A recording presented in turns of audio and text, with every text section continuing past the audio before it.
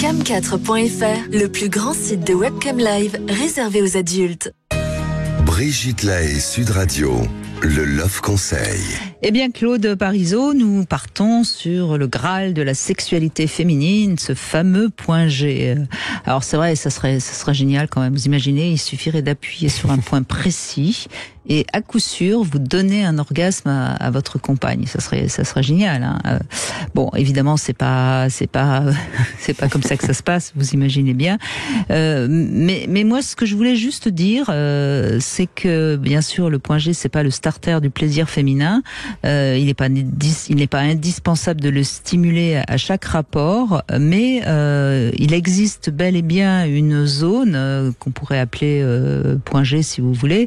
Beaucoup de femmes en témoignent, et je suis quand même toujours étonnée d'entendre encore des gens, surtout des hommes d'ailleurs, qui mettent en doute cette existence. Bon, je veux dire, on a suffisamment eu de témoignages, d'avis de spécialistes. Donc, en effet, il y a une zone, et quand on sait que cette zone-là correspond à peu près à l'endroit où se situent les racines du clitoris, qui, on le sait maintenant, sont très profondes, je vois pas ce qu'il y a de très étonnant à ça.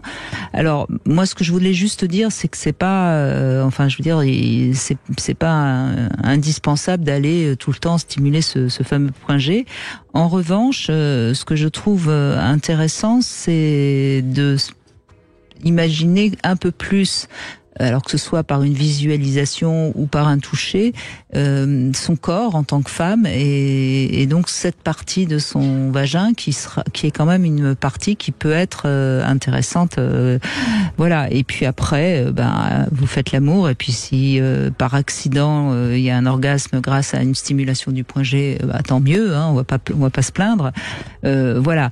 Ce que je peux dire aussi, c'est que c'est éventuellement, certes, le frottement du gland de la verge, mais c'est plutôt avec un doigt assez habile ou un jouet spécialement adapté à cet endroit qu'on va pouvoir découvrir une sensation différente, qui parfois même peut être un petit peu désagréable au début, parce que voilà. Et puis parfois ça peut même déclencher le fameux phénomène fontaine, hein, donc une sorte de jaillissement aquatique, si je puis dire.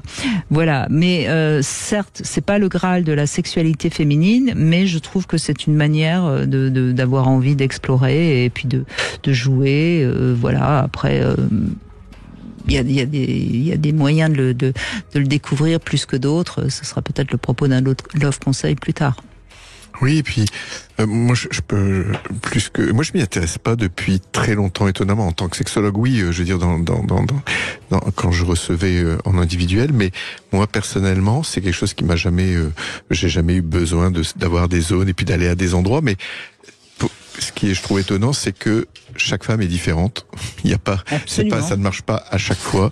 Il y a des fois, il y a des réactions incroyables, des fois pas trop. Des fois, je trouve que vraiment, c'est la beauté, je trouve, de l'anatomie féminine, c'est que c'est jamais aussi la même chose, et il n'y a pas de recette miracle, comme tu dis, Brigitte. Et moi, l'invitation, c'est vraiment à explorer, c'est vraiment de jouer, de s'explorer. Voilà, s'explorer, j'aime bien comme le livre de notre ami Guillaume de Brébizon, que nous en profitons pour le saluer. Exactement.